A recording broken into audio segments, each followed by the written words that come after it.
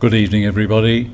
I'm delighted to welcome you to Glover Cottages by Zoom or in person for our discussion of the situation in Myanmar.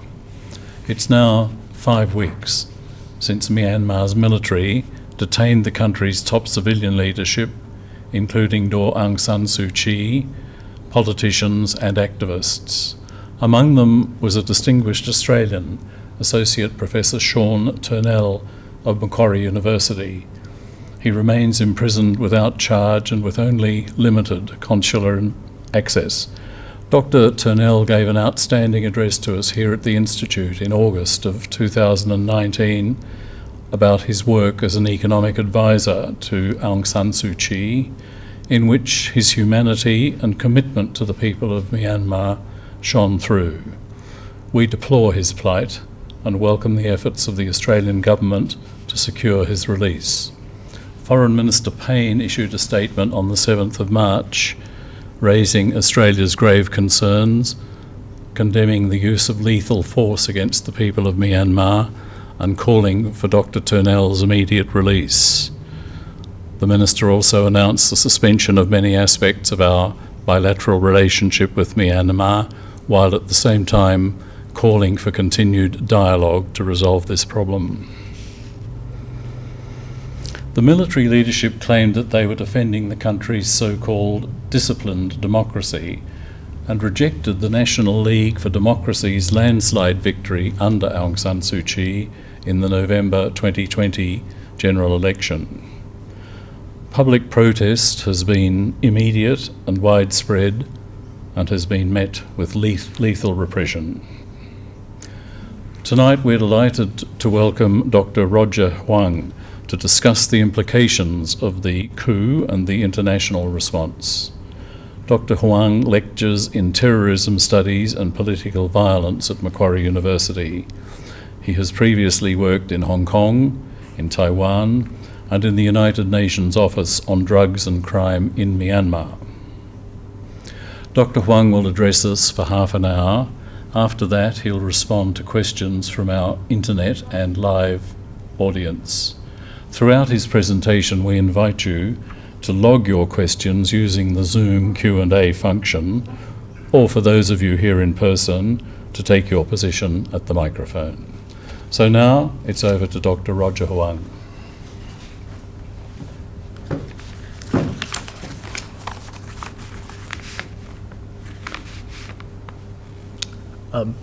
First, I would like to acknowledge the Gadigal people of the Eora Nation, the traditional custodians of this land, and pay my respects to the elders both past and present.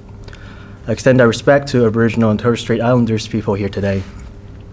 And thank you to the Australian Institute for International Affairs in New South Wales for inviting me to share my thoughts today on the political crisis in Myanmar. I'd like to express my solidarity and concerns for the people of Myanmar, and I recognize people's anger and frustration after decades of military oppression and injustice in that country. It has been a little over a month since the military, commonly referred to as the Tatmadaw, carried out the military coup that detained the civilian leadership. Society response to this coup has been immediate and absolutely impressive. There's been nationwide protests and strikes, industrial actions reported all over the country, even in some of the most remote parts of Myanmar. This is by far the largest nationwide protest movement in independent Myanmar, surpassing even those protests we might remember from 1988, which led to the prominence of Aung San Suu Kyi and the National League for Democracy, as well as the failed so-called Saffron Revolution in 2007. To date, more than 1,800 individuals, protesters, reporters, and prominent leaders have been detained. As we know, and Ian mentioned, this includes my colleague, Professor Sean Turnell, who at the moment remains to be, I believe, the only foreigner that has been detained as the result of the coup. Tragically, more than 50 people, many teenagers, have also been killed by state violence. Noticeably, this figure has already surpassed the official death toll of the Saffron Revolution in 2007. counterinsurgency tactics that has been routinely practiced and utilized in the peripheral areas, so the ethnic minorities of Myanmar will be familiar with this, has now been replicated in the urban centers in Yangon and elsewhere. Night times are getting increasingly dangerous, with security forces conducting evening raids, including looting and destroying of civilian properties. And they have also, the military and security personnel have also occupied hospital and school grounds. In short, the Tatmadaw, the military, is terrorizing the country's own citizens. As we approach Armed Forces Day, this is an important public holiday in Myanmar, I believe on March 27th, it is also likely that the junta would intensify its crackdown. To put it simply, this is the same military that has been governing this country for several decades with impunity. And it has been quite naive, I think, and disappointing that international community, as well as the civilian administration itself in Myanmar, to have thought that the military has changed, that when it introduced this transformation to a disciplined democracy in 2011, that it would behave differently. The frank truth is, Myanmar was never undergoing democratization. It was liberalization. There were genuine power sharing that happened between the military, especially with the NLD after the 2015 elections, but it is the same military. And I'll talk a little bit more about that shortly. But to continue with today's discussion, I will structure the discussion into three kind of main parts. First, I will talk about the military itself. What is the justification that has carried out this political, this military coup, its main agenda, and then the second part, I'll look at the civil disobedience movement, the CDM as it's called in Myanmar, and how society has responded to the military's action. Lastly, if we have some time, I want to talk about how the external actors here, for example in Australia, what we can ideally try to do to help influence or support the protest movement in Myanmar. Now, the most important thing is that this coup by the military is packaged in the language of the 2008 Constitution that was drafted and implemented by the military. Now, most of you would know that the Myanmar military is the most powerful institution in that country. For better or worse, well, for worse, certainly, it has run that country almost uninterrupted since 1958. There was brief interludes here and there, but really the military has been calling the shots more or less since 1958. So when they started the coup in February 1st, after seizing all the top leadership, they have continued to use the language of the Constitution. Right? They said they were doing this to defend the disciplined democracy, and I think it's very important. This is the military's idea and concept of democracy, which they call it disciplined democracy, and not democracy as what we would imagine. So they claim that there was this systematic electoral fraud with very little evidence of this actually being so, and that they are doing this to protect the Constitution and to return eventually to a genuine disciplined democracy. Again, their claim is that within a year, they will allow elections for a transition back again to a disciplined democracy. So what exactly is this disciplined democracy? According to the Constitution voted and passed in 2008, all governments in Myanmar, irrespective of the electoral outcome, is an enforced coalition government. So, so for example, in 2015, after the NLD won in the first landslide, when they formed the cabinet, three key ministries of Department of Defense, Home and Border Affairs were effectively active military officers. So it is the commander-in-chief who again is an active military officer that appoints these cabinet ministers and not elected politicians. So all of this is in the Constitution. I don't want to go into too much other details. Suffice to say, this disciplined democracy isn't a genuine kind of, again, it is a genuine power to just elected civilians because the military is innately in the core of government as part of this enforced government. And there's many ways that the military has continued to protect its power using this constitution, such as the 25% of the national parliament is reserved for the military, again, unelected, active military officers form 25% of this, appointed by the commander-in-chief, who is, again, the supreme commander of the military, and not the president. Further, during this, when we think about in the mainstream narrative that supposedly Myanmar was undergoing democratization under Aung San Suu Kyi and National League for Democracy, the organizational structure of the military has not changed. Okay, it's still the same military that sees itself as the guardians of the nation. It still has very strong control over the political economy. It has two major military conglomerates, which is involved in practically all industries in the country. So the military has always been both powerful politically and economically, even during the last 10 years of indirect military rule. Further, under disciplined democracy, and with even when Aung San Suu Kyi was the state councillor, the civilian government didn't really detract much from what the military has planned. So most of you will probably be aware that Aung San Suu Kyi, when really actively choose to defend the country when Gambia raised a case of genocide, right, allegations of genocide, and Aung San Suu Kyi, as the state councillor and more importantly as the foreign minister, actively chose to go to The Hague to personally defend the actions of the Myanmar state.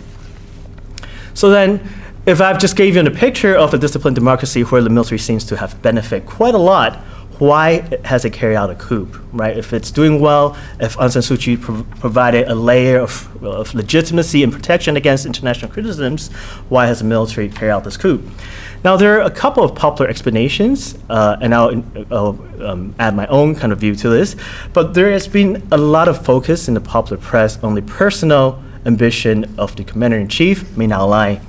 Now, the Min Aung Hlaing would have to retire this year if everything had gone through normal procedures. He is reaching 65, which would be, he's already extended. He was supposed to retire when he was 60, but was extended his capacity as the commander-in-chief to this year. And because during the NLD Aung San Suu Kyi period, there was never any discussions about his potential successors. So this obviously would be problematic from the perspective of Min Aung Hlaing. The landslide victory suggested that there was no chance of him to become president, and that his personal financial interests might get investigated when he's out of power, and also there are a lot of potential international charges that he might face when he is outside of a formal state capacity. So that's the most popular explanation by far, where everyone has more or less focused on this one individual. Now, for me, a more convincing argument is the tension between the civilian and military relations that is inbuilt in this constitution that I've talked about in some detail. In particular, in the last couple of years, under Aung San Suu Kyi, they have intensified with an attempt to try to amend the Constitution. Now, this was obviously never going to work because of the way the Constitution was written. The military had that 25% of seats I mentioned in Parliament, giving them an effective de facto veto right to prevent the Constitution being amended in any meaningful way, therefore making the military powers diminish in the political system. So both of these explanations are necessary, like we like to say, but not sufficient, right? So yes, of course, Min Aung Hlaing's role is important. Of course, his personal ambitions and the fact that he is the head of the military carrying out this coup, that's all important. It's also important that there's innate tension between civilian and military political arrangements under this constitution. But for me, the most important reason really is that election. Right? The election in 2020 November, when the NLD won, again with a landslide following 2015 landslide, and with increased votes. I think the party received something like 60+% of the popular votes, but with the electoral system, how it works with first past the post, it translated to 83% of the seats. Now, that is pretty massive. This also suggests that people in historically considered military strongholds, military families, clearly there were sufficient supporters within this military kind of families that also voted for the NLD. And for me, that is key. This suggests that there's always a possibility that the military might lose that cohesion and unity that has been so successful in allowing it to dominate that country for several decades. So if we see a potential for the NLD's legitimacy, not just as to its constituents, but also affecting the unity and cohesion of military, that might suggest real trouble for a military that prides itself as being united, as a cohesive unit, and as the guardians and the most important and principled, again, from their perspective, the principal political actor of Myanmar. So what has this new ruling junta, what have they done since they came into administration? First, they formed a state administration council of 16 key members. 8 of them are active military officers and 8 are civilians. And the civilians are largely ethnic minority politicians and other failed politicians. So these civilians did compete in the November 2020 elections and were rejected by the voters, right? So losers. Basically, they've reached out to the losers who couldn't compete fairly and have tried to co-opt them into create some sort of legitimacy, saying, look, we're now all military, we have half of our council are these supposedly community leaders, who again has no legitimacy. Now, this is a military that likes to plan, I guess as most militaries do. So the military, since forming this new council, have called for a 5-step roadmap, right? This is a roadmap that apparently that would return to allowing elections again, and then basically returning back to a disciplined democracy. First, they have said about looking at the electoral fraud, again, without any real evidence. They've said this electoral fraud is serious and they have to look at the voters list and all that. And they have already begun with forming a new Union Election Commission. The head of that new commission is Tan So, who was also the chair of the 2010 elections that most people considered not particularly credible. The NLD, of course, boycotted that election, and the pro-military party, the Union Solidarity Development Party, won that election. So they've annulled the election results, and also, importantly, they have staffed loyalists in critical organs of the state. So they have put new people into the central bank and also the Constitutional Tribunal, and we can imagine how important that is because, of course, the Constitutional Tribunal would be responsible in interpreting any constitutional changes that could potentially happen. Now, second step to this roadmap is to address the COVID-19 pandemic. Of course, we are still in an epidemic. And sadly, and ironically, because of the coup, things are getting obviously worse. You would be aware that the first group of protesters that started the civil disobedience movement were actually from the medical professions. So testing has obviously gone down, the quarantine systems are not working, and medical systems are already stressed, if not more so, since the coup. The third step is to fix the economic business environment. Of course, when you have a civil disobedience movement, when you have the military going down shooting people, it is not politically possible for a lot of the major corporations and business in general to operate. And also it's probably pretty unethical to carry business as usual when, again, teenagers are being gunned down on the street. So again, the coup has, even though this is the third step in their roadmap, they have actually made things, of course, a lot worse. The fourth step is the elusive peace-building and national ceasefire agreement. So the military has said, again, I've mentioned that, perhaps I haven't mentioned, but most of you would be aware that Myanmar has been undergoing a series of insurgencies and civil war ever since it became an independent state in 1948. There are more than 20 armed ethnic militia groups in the country. So the military, of course, being the main source of pain for many of these armed ethnic groups, now says they're going to be, again, in charge of building peace, reaching out to these EAOs. Finally, if all these steps are addressed, according to them, they will allow elections within a year. And we can imagine if they did allow election in a year, this will probably mean the purging of the National League for Democracy and basically putting Aung San Suu Kyi out of the electoral games. And that's why she has been charged with a series of really trump-up charges, something ridiculous like importing, exporting walkie-talkies, breaking the national health law, and etc. So I've talked in detail about where the military is coming from and what they're trying to achieve. Let's talk a little bit about society response, and if we have time, perhaps what we can do as the international community and the potential scenarios of what might happen in Myanmar in the near future.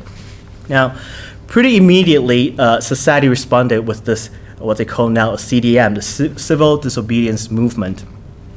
It is clear that the military did misjudge the massive societal response. They were probably arrogant and facing the same usual kind of authoritarian installation. They were reaching out to a lot of the parties that lost, so they probably felt that there were more angry people against the NLD than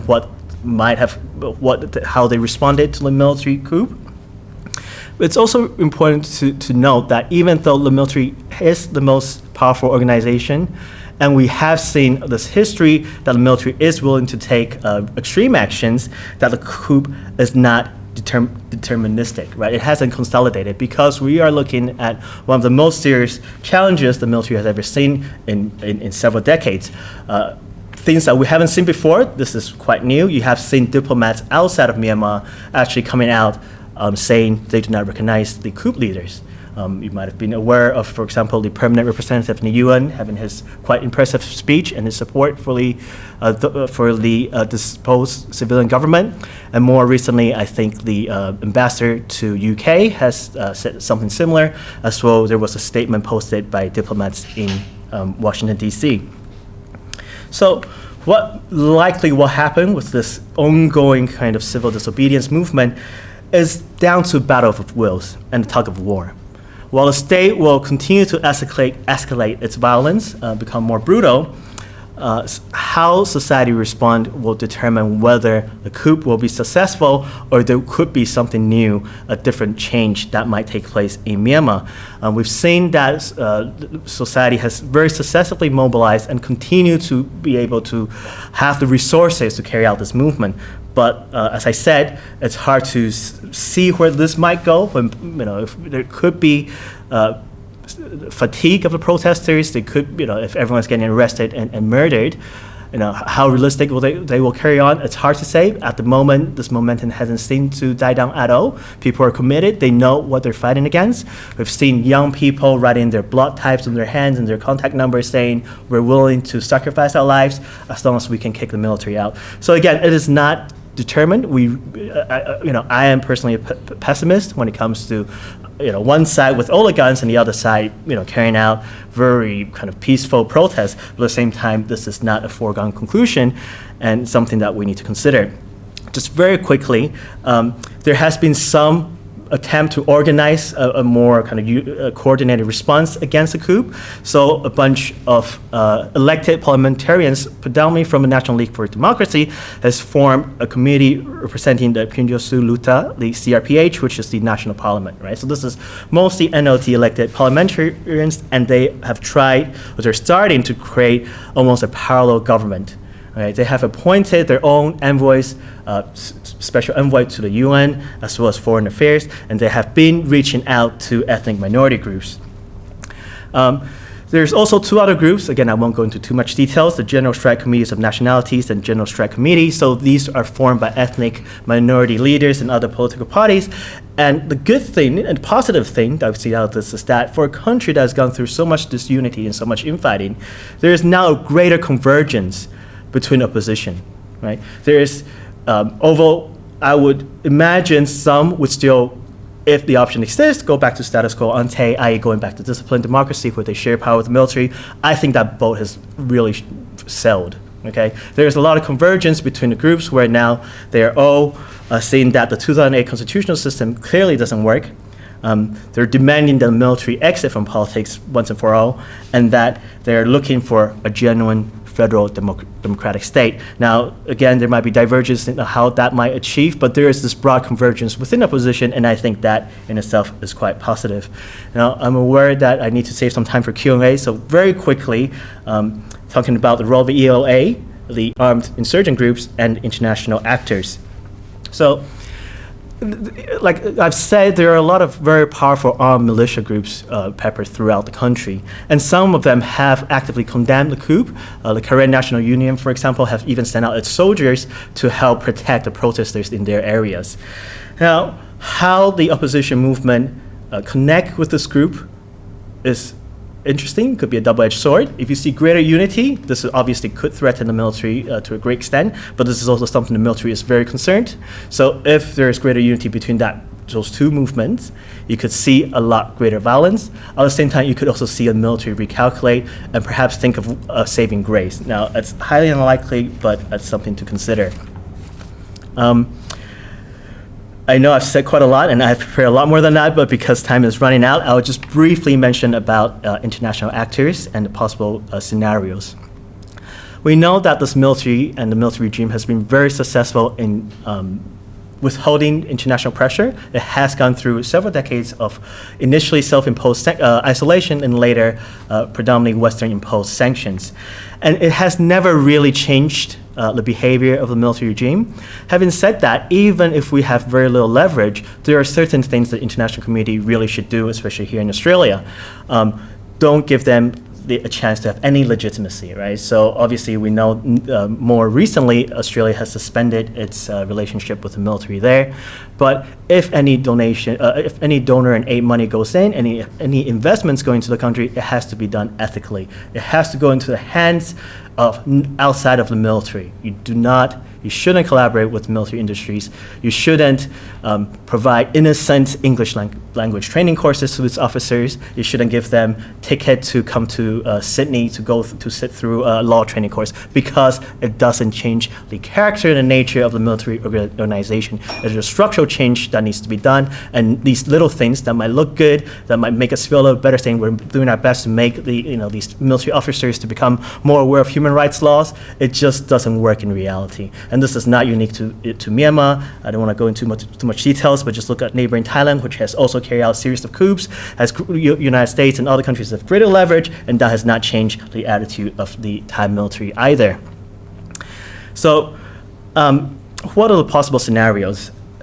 Like I said, status quo ante would probably be the preferred outcome by many, but an unrealistic outcome. There's no way the military would just return things as they are. And to be honest, it is not something that, like I've kind of suggested, that would sit with a lot of the people. The ethnic minorities might be anti-coup, but they're also very unhappy with how Aung San Suu Kyi and NLD has run that country during her 5 years in office. There could be success of the civil disobedience movement, and that's where it's very important. Are we able to, or really are the protesters able to create a platform for the military to gracefully, voluntarily exit? I think that's very, very difficult, which means we have to amp up the pressure and try to create division within the military. But as I've suggested, this is also very difficult. There's no evidence of young Turks or reformists in the Tatmadaw that's willing to do this at the stage. But if violence intensifies, perhaps it's something that I think is hard to predict by anyone at the moment. Unfortunately, the more likely scenario from where I stand, and I know I'm coming from a position of privilege, being here in Australia and far away from violence, that the coup will probably work to some extent.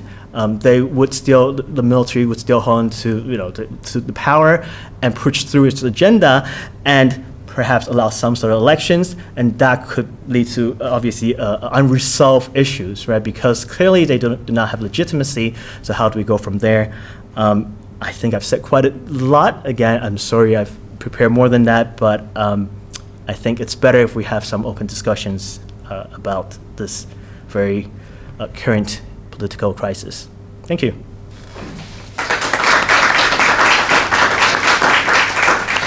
Thank you, Roger. And it's over to our Zoom and live audiences for questions. Who'd like to get going?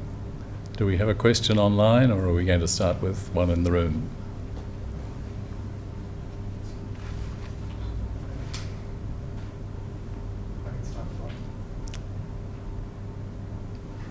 Okay, we're starting with one online, and then the gentleman behind you.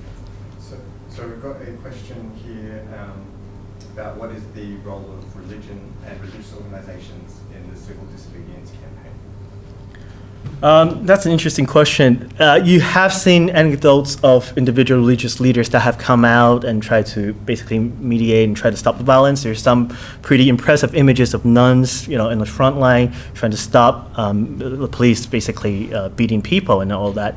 So there is kind of anecdotal evidence of this happening. But so far, you haven't seen kind of the same response from the Buddhist community, the monks, right? You would recall the 2007 saffron. And part of that problem is because a lot of the more nationalistic Burmese monks have had a quite good relationship with the military in the last few years. So yes, some of them have now come out and basically said the military, should rein in and should stop the violence. But you haven't seen that same type of mobilization from, for example, the Buddhist Sangha community. But you have seen individual monks and nuns and Muslim leaders that have come out. Please come to the mic. Yep. Good evening. My wife and I have been to Burma, Myanmar, some years ago. It was a wonderful place and very friendly people. We had a wonderful time going around the country. But my main question is, which I never referred to in the note we received today, is the Chinese influence. Now, sanctions haven't worked. Mm-hmm. They have power, they have resources, they have the money, and one presumes, because China's invested quite heavily into Myanmar, that they hold quite a big key to anything that happens in the future. Yeah, certainly. I've briefly talked about international leverage, and Australia doesn't have that type of leverage. And you're right, China and a few Southeast Asian countries will have a lot more leverage and influence over what takes place in Myanmar. Having said that, this military has also been very, very successful in doing things the way they want to do. There is a misconception in some circles that China is very supportive of this coup and they're providing resources and whatnot. I think that is a misguided assumption. China certainly does not benefit from political instability in a country which it has so much investments and it has strategic interests. You would have probably heard of the Belt and Road and the great infrastructures. China has long tried to plan a sea route for the landlocked province of Yunnan, right? So they were trying to create this China-Myanmar economic corridor, so where they have access to the ocean from the other side, the two ocean strategy policy, right? So this coup certainly wasn't something that China would have advanced knowledge about per se, and even if they did, it wasn't necessarily something that they would have supported. But because of the nature of how China behaves, international system, it doesn't like international intervention. So even though for China, the United Nations Security Council has put out a message that was, to be honest, quite shocking that China and Russia has allowed this message to be put out, but it is still a very bland message, right? We won't see UNSC taking anything more practical. You're not going to see, blue helmets on the ground anytime soon, if ever. You're not going to see China going along with sanctions because, one, China does not like to see that type of international multilateralism activities, given that its own records. And given that kind of historical trend of them blocking anything concrete to happen in Myanmar, unfortunately, I don't think China is going to do much as long as it can protect its own interests in that country. Now, but that raises a good point, is that if we could convince China multilaterally or within domestically that your interest would be threatened if you do not come out to actively call out this coup as a coup. Because at the moment, China still haven't used the language that this is a coup. They've referred to it as a cabinet reshuffle, even though they have said about working with both sides, reconciliation, talking, all the stakeholders should come together. They still haven't condemned the military junta. One question online. Yep, we do have a question from online. This one's from Bates Gill. The question is, do you have any thoughts on what's being done or not by other countries in response to the crisis? For example, China, Japan, or ASEAN? Sorry, can you repeat that question again? Yep, so this is about what is being done or not being done by other countries in relation to the crisis. Right, so I briefly talked about China already. ASEAN has tried to take a more active role. You've seen the Indonesian foreign minister, for example, meeting the junta-appointed foreign minister in Bangkok. So Thailand has also taken this role of trying to be some sort of facilitator. You've seen Singapore taking a more hostile tone, to be honest. It was very, very critical. Even their prime minister have said that it is basically a disgrace that what the Myanmar military is doing. But again, at the stage, these are all just kind of really symbolic statements. And I do think there is a genuine consideration in ASEAN that they don't want to see this getting any worse and they want to mediate.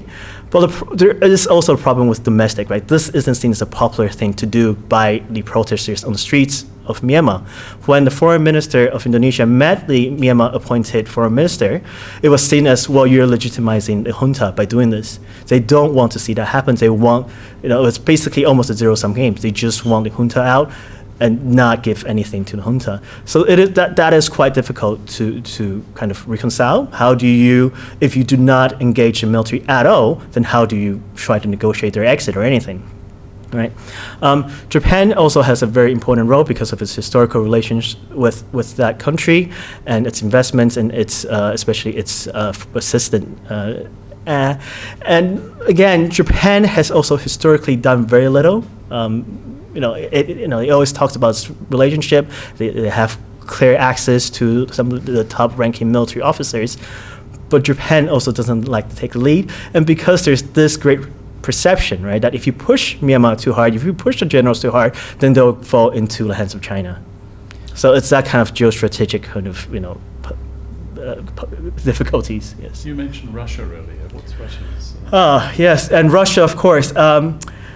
One thing that we need to know is that the military generals themselves aren't actually huge fans of China. Historically, the Chinese Communist Party has supported the Burmese Communist Party against the Myanmar state. So, several generations of military officers have been fighting communists that were using Chinese guns and even sometimes POA advisors.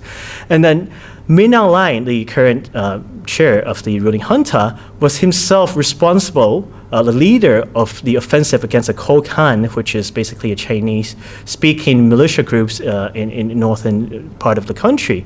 So he was responsible for the offensive in 2009, which led to great diplomatic incidents. You have refugee issues, and there has also been cases of when the military action has killed civilians in the Chinese border. Now, I know your question was Russia, but this is where this comes in. Because there actually isn't that much real, genuine love, if you will, right? Genuine fraternity. They used, the Myanmar China calls themselves brotherhood, but there isn't a real fraternity. The military doesn't really like China, but it needs China. And that's where Russia comes in, because Russia has become increasingly important as an alternative protector, for example, in the international community with the UNSC, but also as, I believe, now the second largest arms provider for that country. In fact, everyone has talked about how Wang Yi, the foreign minister of China, visited Myanmar early in January before the coup took place, which, by the way, Wang Yi went there in part to congratulate the NLD and Aung San Suu Kyi for winning the election. But more interestingly, the Russian defense minister was literally there in Myanmar after Wang Yi and before the coup. But no one really seems to remember the fact that he was there selling weapons to the Myanmar military about a week before the coup itself. Any more questions in the room for the moment? How about online? Yeah.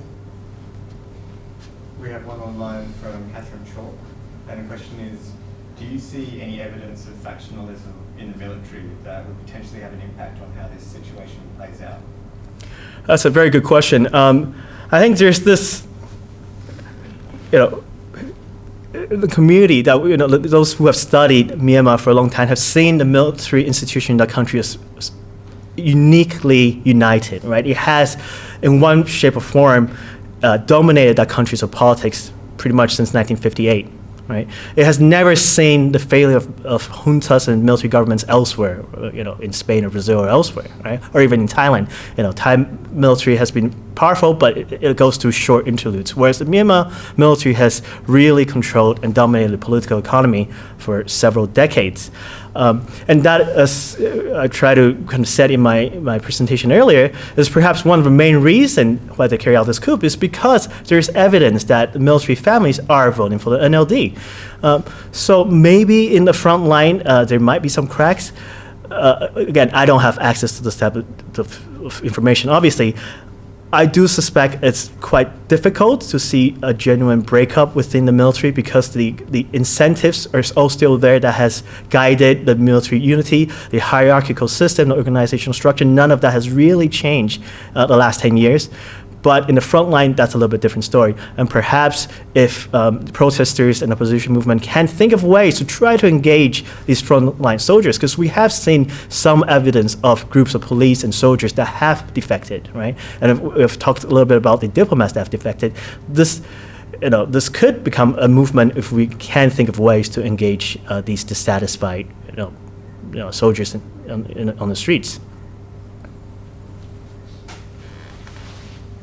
Another question online? We have another question. This one is from John West. And the question is, why has the Burmese military authoritarian government never followed the type of successful policies of authoritarian governments in China and Vietnam? Surely that would be a way to improve their legitimacy. So I guess the question is why they haven't been successful economically reforms that you've seen in China and Vietnam elsewhere. That's just an interesting question because the military junta back in the day, the State Law and Restoration Council, later the State Peace and Development Council, actually tried to do such. They tried to mimic an openness economy in the early 1990s. Right? It actually actively courted Western and Asian and other investors. But in part it's because the international community, especially Western, so-called Western countries, imposed a series of sanctions that prevented that type of kind of economic development we're talking about. Of course, there is issues of moral and ethics and all that, and there's largely incompetency, right? The Vietnam and the Chinese state or single-party states was kind of a more modern bureaucratic systems compared to what the Myanmar has. Again, this is a very pure military junta that's ruled for decades prior to 2011, and like I said, they have tried to actually liberalize its economy prior to 2011, but most of that was because of U.S. and other-led sanctions, and also choices by corporations themselves, because it was seen as unethical and politically unreliable to invest in Myanmar. Okay, how are we going for questions? Any more in the room? And online we have? Yeah, we have a question here, which is drawing back to a point you made about support from the within the NLD, or from within the military for the NLD, and if you could elaborate on that one. Yeah, again, one of the things is, interestingly, this election, the electoral results and data is actually a little bit more difficult to access compared to 2015 elections. And I guess that is one reason why the military has again used this pretext to justify saying this is electoral fraud. So, I can't demonstrate which areas, the military, but again, in parts, in Naypyidaw, for example, the capital of the country, in the military barracks, there are obviously voters linked to the military families that have voted for the NLD. Again, they won 83% of the seats. People are protesting in Naypyidaw and in other parts of the city, of the country. And again, the civil disobedience movement, it is a lot of civil servants are the ones that are on the front line doing this, right? They are the ones who are also angry with the military, and a lot of them have connections also to the military.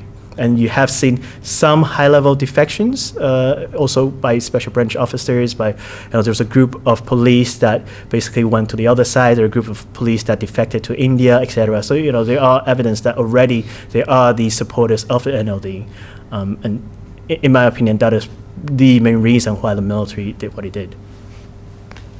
Please come to the mic. Thank you. Myanmar is one of my favourite countries. I've been going there since 1994 on a reasonably regular basis. I'd like to hear what you might have to say about the NLD as an operating organisation for running the country. They did have 75% of the vote. They had 75% of the seats. The military had 25, I agree with that.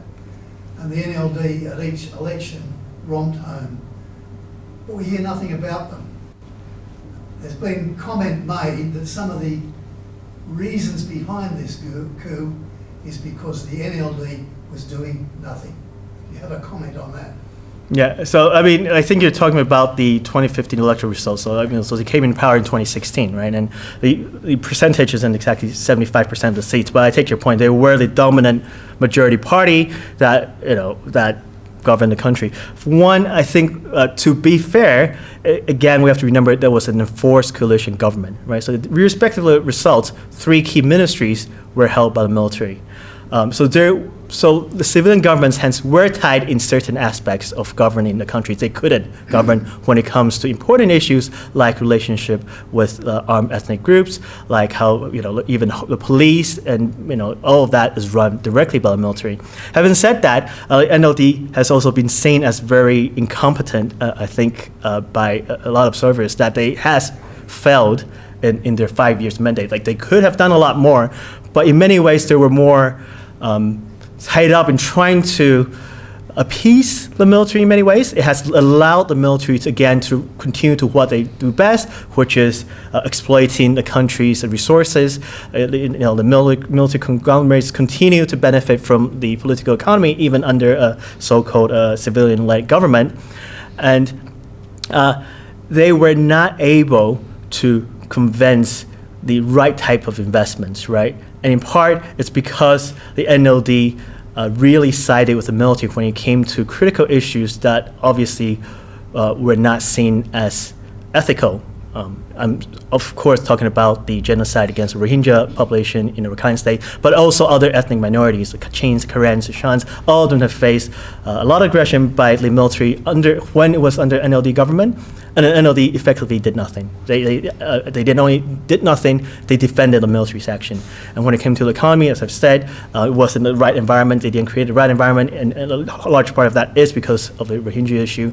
And there are also some criticisms. I can't attest to that because I don't work for the NLD. I don't have connections to the NLD, but there are a lot of common criticisms is that Aung San Suu Kyi is a micromanager. So a lot of things they can't get anything done until she approves pretty much everything that she sees as important.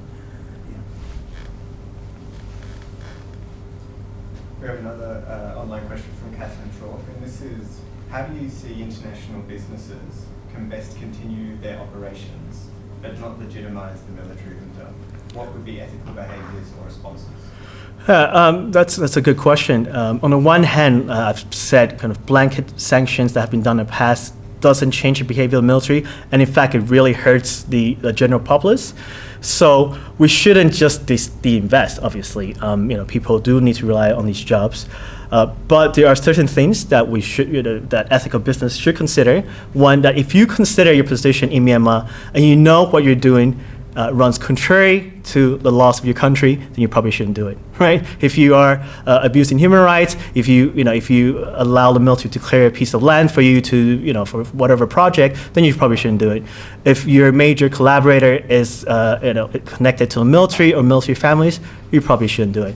And that's why Kirin, of course, the Japanese beer company, had to suspend their operation more recently because they were working with the military conglomerate. And they actually did that before the U.S., I think, passed sanctions, although they have been under pressure to do so for years because of the Rohingya crisis. So it is also very ironic that a lot of business communities and international community really didn't care that much, sadly, to do more when there was this genocide taking place, and are only responding now when there's a military coup.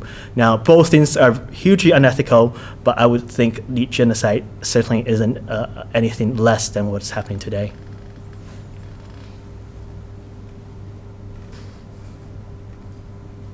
Okay, I have a question here, which is actually about the rhetoric that the military has used around the fraudulent election.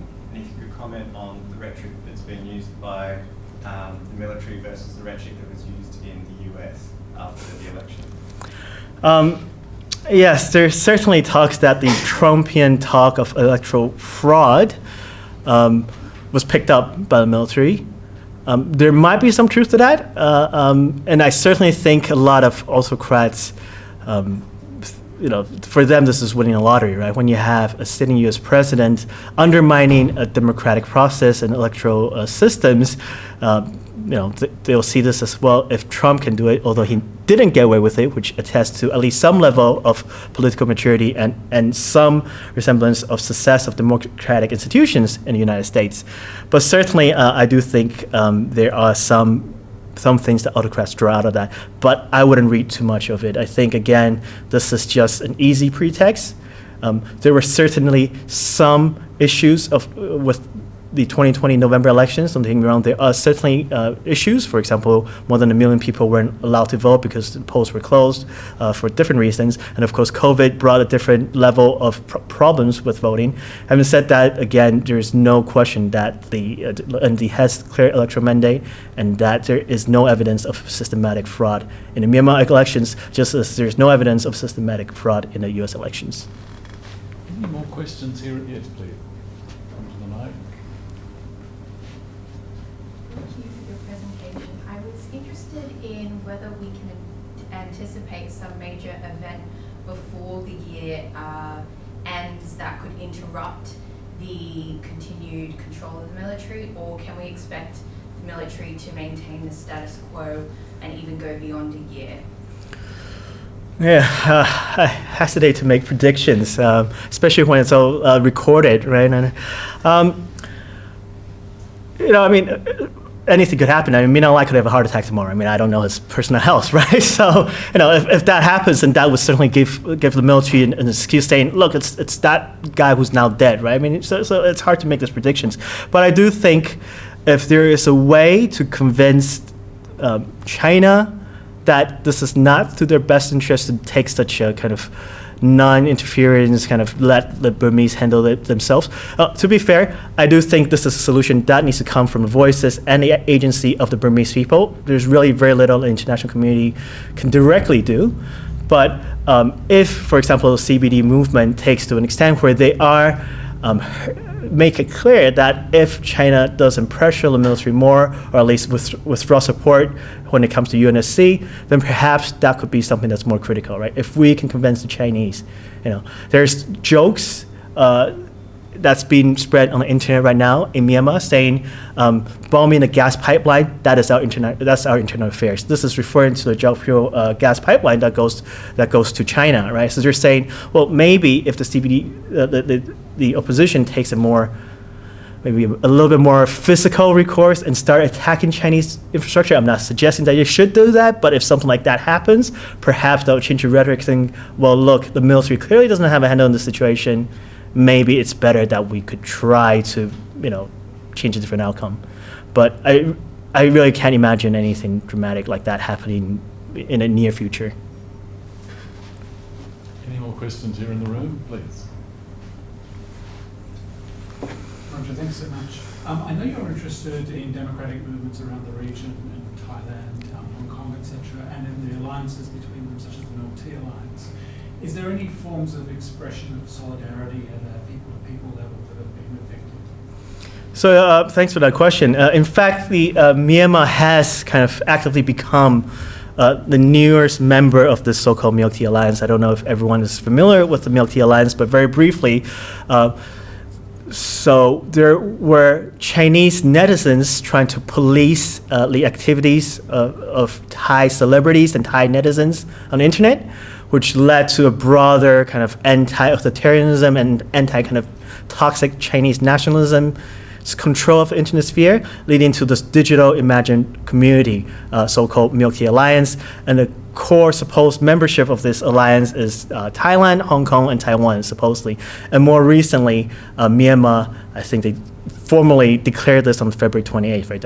They're this newest member of the Milk Tea Alliance, and that there are some commonalities here, that these are all led by Generation Z, the young generation who are very good at using a different social media platform. And I do think the solidarity movement is important. At the very least, it provides support for mental health. And I think that's one thing we forget, that, again, it's very difficult for us, especially here, to actually help the protesters on the grounds of Myanmar. But if they at least know that, we are thinking of them, that we support their movement, we know they're right, it will at least give them some mental and moral support. And I think that is important. Now, I hesitate to do this, but I feel like I should. This is also a good opportunity to also try to engage and talk about trying to promote a more progressive, liberal, democratic values globally, right? So Myanmar now has seen itself as this new Milk Tea Alliance member, but the NLD government, when they were in power in 2019 and in 2020, Aung San Suu Kyi, as a foreign minister, so she must have known this and authorized this, the Myanmar government actually wrote and supported, along with many other nations, so Myanmar wasn't unique and wasn't the only country who did this, but in 2019 at the United Nations Human Rights Council, the Myanmar state supported Chinese policies in Xinjiang, and they also supported in 2020 Hong Kong's implementation, China's implementation of the Hong Kong national security law. All things that obviously runs contrary to the interests of the members of Military Alliance. So we should be aware that I think these political parties, civilian parties, also need to do better. That going back to what I said earlier about whether how Myanmar can progress further if the military is finding out the picture, certainly it can't return to what the National League for Democracy has done. It has to be a genuine kind of respect and promotion of democratic liberal values. Yep, we have one more question from online, and that is, do you see the junta's influence on telecommunications a threat to civil, economic and political stability?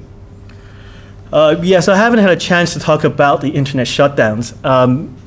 At the moment, pretty much daily, I think there's an internet shutdown between 1 to 9 a.m. And this is in part, obviously, is to try to prevent protesters to organize and mobilize during the night. But I do think there's more sinister things that's probably taking place. I am not a cybersecurity expert, but we do know that the Myanmar military has cybersecurity units. We do know they've received training from the Russians on cybersecurity and whatnot. And there obviously are allegations and talks about whether the Chinese are also providing then IT support on this. I can't say that with any evidence, so I won't. But we do know China has been very successful with its control of the internet, and we do know that Myanmar for decades, prior to 2010, 2011, has one of the least internet usage and the most controlled internet anywhere in the world. So something like that might, we're already seeing that, right? So people are already having to use VPN to access websites and whatnot, and we're already seeing disruption to the internet, and that certainly is not conducive to a lot of foreign businesses when they can't communicate to their headquarters in London or New York or elsewhere, right? So that's certainly a problem. But like I said, there's probably also something more sinister that's happening with the telecommunications that we should be aware of. And I am concerned that all the passion and emotions people are bringing both on the street and online might be used against them. Several weeks, months down the line, any Facebook post could get someone in serious trouble. Any tweets, anything that the military can save as a record and track might be used against them. Roger, thank you very warmly indeed for such lively and generous answers to some tricky questions, and thanks to our questioners as well. We're now operating our mixed live and Zoom events roughly twice a month. The next one will be in 2 weeks' time on the 23rd of March, when Professor Bob Carr, the former New South Wales Premier, former Foreign Minister, will be addressing us on international climate change policy. In the alternate weeks, we're continuing to put out our publication, which we call from Glover Cottages. Columns from Glover Cottages. How could I forget after a year of working on it? Anyway, columns from Glover Cottages. Watch out for that next week. But to round off this evening's event, I'd like to invite Rachel Bell McDonald, one of our new interns, to give the vote of thanks.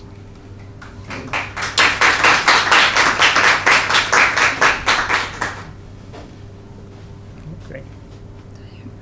Sorry.